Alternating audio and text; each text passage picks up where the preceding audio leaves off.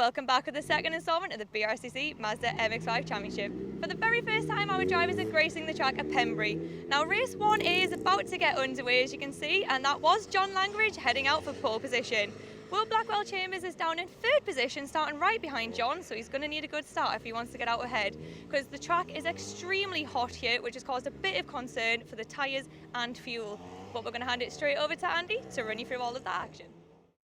Thanks, Lyndsay. Well, a fascinating grid then for this opening A race of the weekend. John Langridge and local man Jason Greatrex make up the front row, ahead of Will Blackwell Chambers and Matt Luff. Steve Foden and Jack Brewer, really impressive qualifying efforts on row 3, whilst Ben Short and Joe Wiggin, disappointingly, are only on row 4.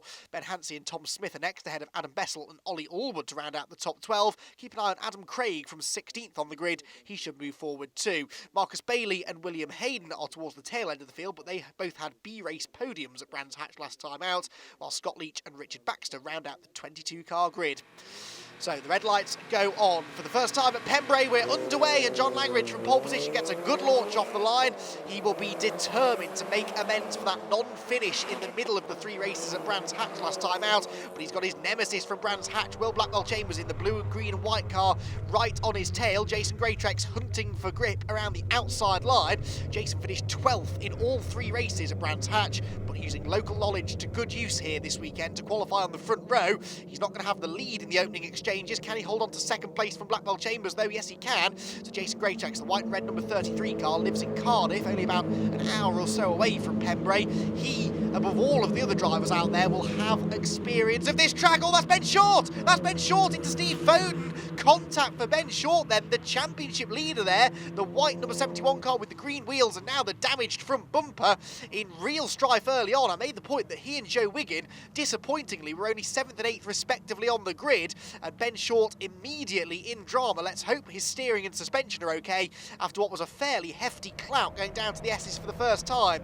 On board with Martin Tolley then, he started this race down in 13th, also right in that hornet's nest where trouble can sometimes find you.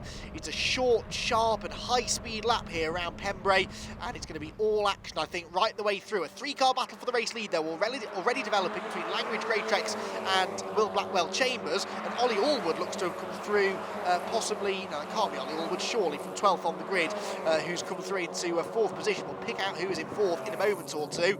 The leading trio, I can tell you, are heading out of the right-hander at Hatchett's hairpin for the first time of asking. Ben Short looks like he's into 5th already, with Joe Wiggin 6th, so despite that contact, Short is making progress. He's bringing Joe Wiggin with him as well. But this is the battle for second place. Will Blackwell Chambers will be keen to get past Jason Greatrex here. He's already ahead of all of his early championship rivals, but he knows that with dropped scores, John Langridge will come right back into this, because that non-finish and then a B-race victory at Brands Hatch mean that right now he's about 160 odd points off the championship lead, is Langridge, but with the dropped scores that will come right down. He can't really afford many more bad results like that. Blackwell Chambers, though, is still applying the pressure, and as I said, if he can force a mistake out of Langridge, then he will try and take advantage of it. And for the first time that we've seen, Langridge is now actively having to defend this race lead. Blackwell Chambers looking to the outside there. I think he got a better run out of the final corner, used the slipstream down the pit straight then to draw briefly alongside, but Langridge always had the inside line covered and was never going to let Blackwell Chambers through that easily. Out of DeBenny, that quick left-hander, one of only 2 left-handers on the circuit, actually. The next one being this one here, the entry to the S's. Every other corner here at Pembrey is a right-hander, so the left-hand side tyres take a much bigger beating than the right-side ones do. And you can see, because they're such high-speed corners as well, they really do take some punishment. Rear-wheel drive cars, though, so they distribute that tyre wear fairly evenly across the front and rear axle. Grooved tyres as well, of course, so no need for tyre change in between races, which keeps the costs down. But the racing close, as you can see. Blackwell Chambers still within a car length or so of John Langridge. Down to the final corner they go. Running out of laps now, though, as Will Blackwell Chambers. In fact, I think they're about to see the last lap board this time through. Out over the curb they go. Yep, last lap begins. And Will Blackwell Chambers, if he's got anything left for John Langridge, now is the time to show it. He forces John to defend the inside line again into the Hatchett's hairpin. But really, you're not going to go right round the outside there, and Blackwell Chambers doesn't even attempt the switchback manoeuvre. So, as you were, Langridge from Blackwell Chambers. Greatrex, I don't think is going to get caught by Ben Short in the end for 3rd position. Langridge working away at the wheel there, really working away at the wheel. That shows that the tyres may not be wearing, but they're certainly getting rather warm now in the with track temperatures in the high 20s or maybe low 30s this afternoon. Ambient temperature maybe 7 or 8 degrees lower than that. It's a very, very warm Easter weekend here at Pembrey. And so tyre management is going to be key over these fairly lengthy 20-minute races. In 20 minutes, they're going to be getting about 15 or 16 laps in. In fact, this is the 16th lap of this first A race. So that's a lot of punishment for the tyres to take. Got to manage that throughout the race, but Langridge seems to have done that fairly well. He may have had a few little wobbles at the start of the lap, but he's actually pulled away now from Blackwell Chambers in the second half of the lap, and it looks as though the redemption for the disappointing Brands Hatch is going to begin now for John Langridge, who exits the final corner, and for the first time in 2019 sees and takes the checkered flag. Brilliant victory there, a measured defensive drive from John Langridge. He fended off Will Blackwell Chambers, who'll be relatively happy with second, but Langridge gets his first victory. Jason Greatrex his first podium in third, with Ben Short recovering to fourth, Steve Foden fifth and Joe Wiggins sixth. Then it's Ben Hansey, Adam Bessel, Jack Brewer in the top 10, and rounding out that top 10 will be Tom Smith. Matt Luff was a retirement in that race, so too Dave Turton. They will be joined by Richard Baxter, Will Hayden and Scott Leach on the front of the B grid in tomorrow's second B race of the weekend. John, Will kept you on your paces there the whole time. Yeah, he was close. Thankfully, we got away well and started to edge a bit of a gap. And after a while, I knew he was going to start to attack. But he was very good on the brakes, which is fair enough. And it was a nice, clean race and a lovely birthday present for my father today. Oh, well, happy birthday to him. Will, that was a very hard race for you and that. Oh, it was good fun. The weather keeps you nice and warm while you're going round. But no, really happy with the result. The car's fantastic. We may have found a little bit of our power issue from last time. Turns out 2 gloves and a piece of paper in the airbox doesn't really help you. But we're now got more straight line speed. We can able to keep up with John in the straight line. I was on my best behaviour in that one after what happened last time, so might push a little bit harder in the next one and see what we can do. What a result for you, Jason. Great result. Kept it on the island. Didn't quite have the pace of the front two, but I'm sure we can change that around for tomorrow. The main thing was to be able to keep up the pace in the race, to finish up the top, so tomorrow gives us a good chance now to go for it. Race 2 is about to get underway here on Easter Sunday at Pembrey Circuit, and first blood goes to John Langridge starting on pole position. So let's quickly ask John how he feels about this. John, first blood goes to you. Obviously you've already got 1 win under your belt. Game plan for today? Well, hopefully the same as yesterday, certainly the results-wise. It worked very well to just get my head down and try and string it out, and we'll try again after the start. The first corner is very tight, so we've got to see how that pans out, and then we'll go from there. Brilliant. Well, thank you very much. Right, let's jump straight into all the action and hand it over to Andy. Yes, indeed. First blood then to Langridge. The results from the first A race then setting the grid for the second one. So it's Langridge and Blackwell Chambers, Greatrex and Short with Foden rounding out the top 5. Joe Wiggin looking for more from 6th with Ben Hansey and Adam Bessel next. Then Jack Brewer impressive in the top 10, and Tom Smith likewise started 10th. Finished 10th in the first A race. Martin Tolley and David Waters are next. Keep an eye on Ollie Allwood. He should move forward there from 15th on the grid. Bryn Griffiths was our first B race winner. Ollie Jenkins, Thomas Jenkins, Adam Craig and Michael Nibbs moving through to the A race with him. So 20 more minutes of racing to go then, and it is John Langridge from Will Blackwell Chambers on the front row together. Away we go. Another good start made by the pole sitter. He led into turn 1 in the first race. It will be exactly the same story in race 2. A couple getting a bit close to the pit wall further back, but there's no doubt about the leader. It's Langridge, Blackwell Chambers and Greatrex single file for the top, well, dozen or so cars, I think, into turn 1, and that means there's loads of room around the outside for a few people to try and be cheeky. That's David Waters, who went for the outside line and then got tagged onto the grass, and all of the ground that he gained he lost. But you can see the theory there. If everyone else dives for the apex, they're all going to hold each other up, and you, in theory, can drive around the outside of them. That means it's grid order though at the front of the field then, so it is Langridge, Blackwell Chambers, Greatrex, Short and Foden the top 5. First move possibly being attempted there by Jason Greatrex under braking for the S's. He'll be keen to try and get past Will Blackwell Chambers here. He wasn't really able to go with the top 2 in the last race. He wants to try and improve though on that first podium of the year. However, he might be about to lose ground because Ben Short was up the inside of him as they went down towards the Brooklyn hairpin. We're following Steve Foden in 5th, but who is 4th? It's still Greatrex, and Short clobbers the curb. That'll lose him momentum onto the speedway straight and could allow Foden and then Joe Wiggin to attack. Sideways action further back. That looked as though that was Jack Brewer getting out of shape and possibly losing a few spots. Matt Luff no, not Matt Luff, that is Ollie Allwood, I think, that went through on the inside line there. Through Woodland down towards Honda Curve. Langridge and Blackwell Chambers already checking out here at the head of the field. We saw in race number 1 that Blackwell Chambers seemed fairly content to just follow John Langridge home and take the points for second place. But in race 2, are we going to see a feistier Blackwell Chambers here, I wonder? Or is he going to just keep on thinking about the points, take what he can get? Remember, he hasn't won a race there yet this year, and yet his championship rivals, people like Ben Short and John Langridge, they've won now. Brian Trott took a victory at Brands Hatch as well, although he's not made the trip to Wales this weekend. Hopefully we'll see Brian back out next time out at Cadwell Park. But Blackwell Chambers knows that second places are good, but you need to win races, really, if you're going to fight for a championship. Joe Wiggin there was up the inside of Steve Foden for 5th. Did that work? This is the fight for 3rd between Jason Greatrex and Ben Short, and in 5th position, it's still Steve Foden. So he fended off Joe Wiggin somehow. It looks as though Wiggin was up the inside there through the left-hand part of the S's, but the next 1, 2, 3, 4, 5, 6 corners are right-handers, right the way around to the start of the next lap. So you need to try and get yourself on the inside line for at least one of those. Leading two, though, pulling away. Look at this, Langridge and Blackwell Chambers really pulling the pin here in the early stages. They've got the pace over the rest of the field by the looks of it. They've been the fastest 2 drivers here all weekend long, more or less, except for the fact, of course, they were split in qualifying by the man who's 3rd in this race, Jason Greatrex. But Jason hasn't really been able to repeat that performance in the races. In the background there, the pink and black car that seems to always be in the thick of the action is Joe Wiggin. He's defending his 6th position from Ben Hansey.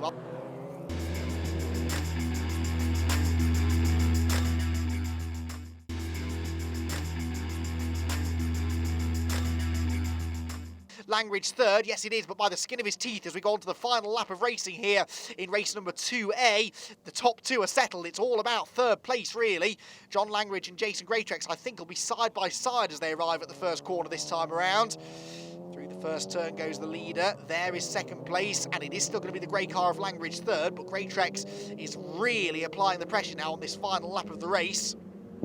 Blackwell Chambers will be very grateful, I think, to have escaped all of the action further back. He just needed a nice, calm, quiet run to the checkered flag. Didn't need to get embroiled in any drama.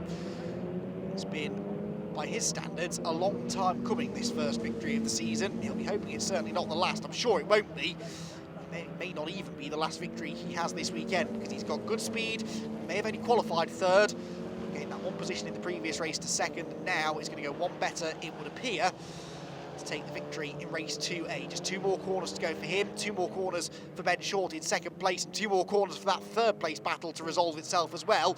They've sort of passed the final genuine overtaking opportunity though, so this may well be the order in which they see the checkered flag, and the first of them to see the checkered flag for the first time this year is the reigning champ. Will Blackwell Chambers takes the victory in race 2A here at Pembrey. Ben Short is 2nd, and John Langridge will just hang on to 3rd by just 0.2 of a second from Jason Greatrex 4th, and Steve Foden to round out the top 5. But a brilliant drive that from Will Blackwell Chambers, and that will move him even closer now to Ben Short. He set the fastest lap too, so the gap is, I reckon, now down to about 10 points between the two of them.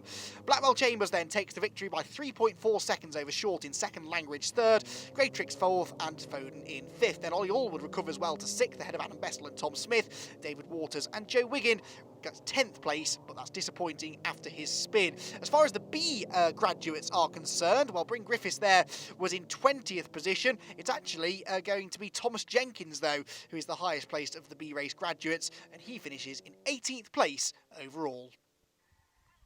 Will, that was quite a pace you led once you managed to get past John. No, we've managed to find a bit of power from where we lost it before. Gloves will do that to you in the airbox, but the car's absolutely fantastic. The tyres stayed on pretty much the whole way, and it was really easy just to get into a rhythm with the car, which just let me put those laps in, lap after lap. I was having a look at the gap behind, but it was easily under control, which was really nice. Dad was very helpful giving me the times of the race left. When he put 5 minutes out and I saw I had the gap behind, it was started to sort of back off and take it a little bit easier. But no, absolutely fantastic race. Well done, Ben. You managed to get up to 2nd place. Yeah.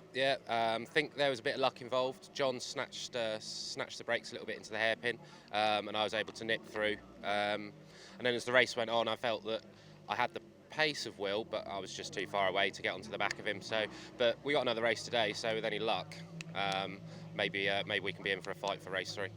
John, it seemed to be a couple of mistakes during that, so it's down to 3rd. Yeah, a tough race for me this time. Will was really quick straight out of the blocks, and I thought we were going to try and pull away like we did in the first race. And he managed to nip by because I was just not on the pace. And I was trying to keep up with him and slightly outbrake myself at the hairpin, and Ben nipped by. So it was a bit of a hang-on job because Jason was all over me after that. So. The final race of this weekend is about to get underway, and we've got Will Blackwell-Chambers starting on pole position. However, he's got John Langridge starting right behind him and Ben Short starting right beside him. Can Ben be the third different winner on the top step of the podium this weekend? We're going to have to wait and see. So Andy, this one's straight over to you. Well, Lyndsay, he could well do with taking a victory in this one because he's seen Will Blackwell-Chambers eating into his points advantage this weekend. He and Will share the front row with Will on pole, John Langridge and Jason Greatrex row 2 ahead of Steve Foden and Ollie Allwood, Adam Bessel and Tom Smith row 4 with David Waters and Joe Wiggin looking to fight back from that spin in race 2 to improve on 10th position. Ben Hansey down in 15th, he's one to watch for. He's had a disappointing weekend. Matt Luff won the second B race. He brings Dave Turton, Scott Leach, Richard Baxter and Graham Rumsey through with him into this, the final A race of the weekend. So, 2 different winners so far.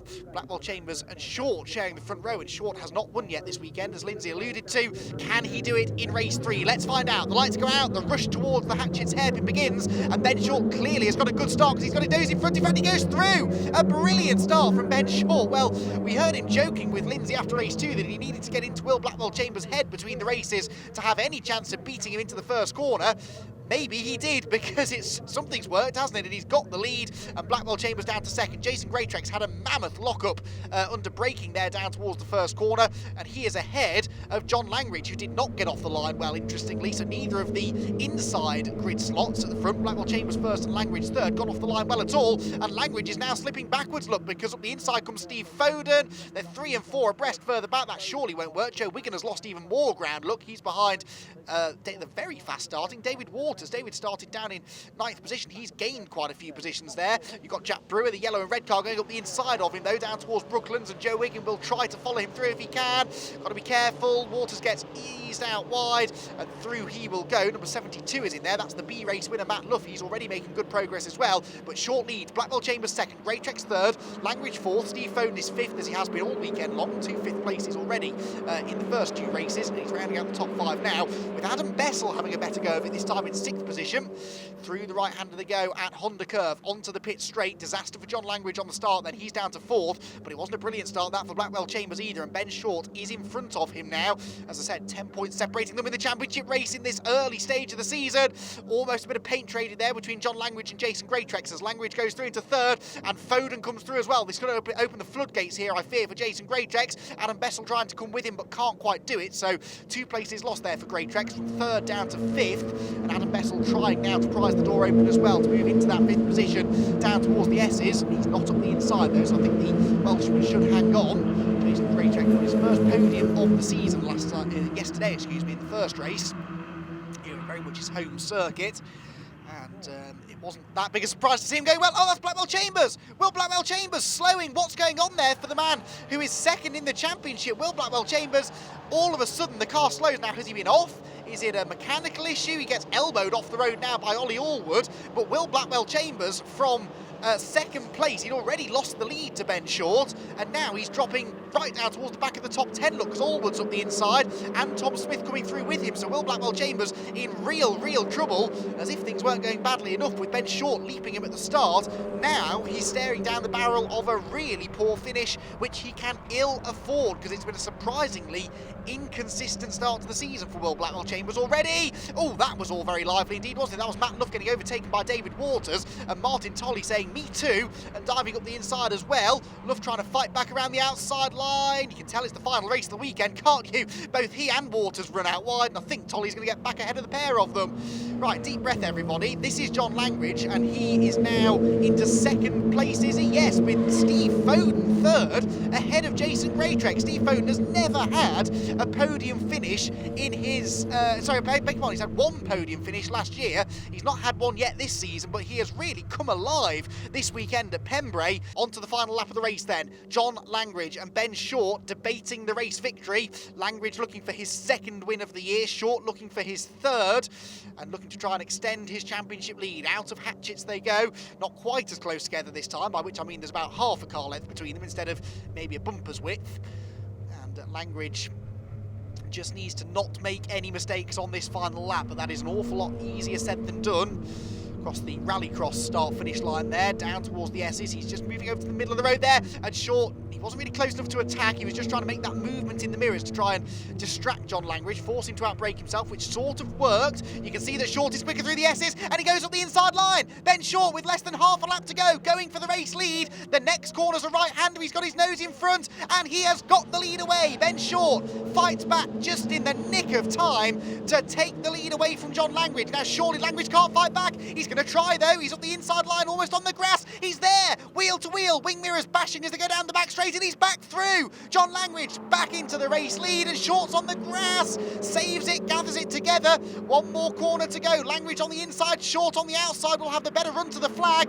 Get the camera ready. This could be a very close finish, but John Langridge will do it. Fantastic racing there between the two of them. The utmost respect was shown. I don't think there was any serious contact made there.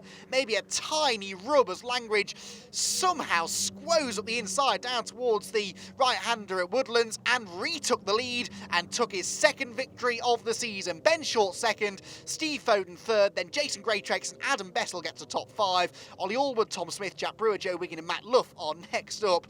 There, though, is one of the most significant bits of news from the race. Will Blackwell Chambers a non-finisher, whilst John Langridge takes the victory and the 2 bonus points for fastest lap. Ben Hansey's miserable weekend ends in suitably miserable fashion. A non-finish in the final race, but what a race it was.